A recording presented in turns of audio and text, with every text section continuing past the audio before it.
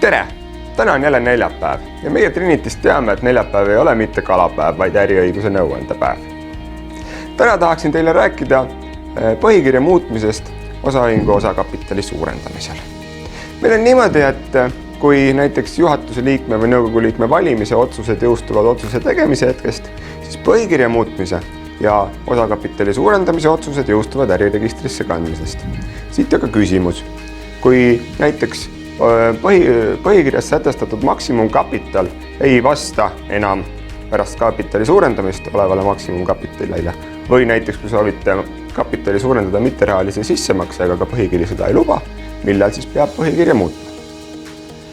Selle kohta on olemas äriseadustikus erinorm, mis ütleb seda, et põhikirja tuleb sellisel juhul muuta enne osakapitali suurendamist. Ja siit küsimus, kas see tähendab seda, et see peab olema enne ka registreeritud või mitte. Õnneks siin tuleb appi kohtupraktika ja õigusteooria, mis ütleb seda, et sellisel juhul võib põhikirja muuta ja osakapitali suurendada ka ühe otsusega. Aitäh vaatamast, kohtume järgmisel neljapäeval.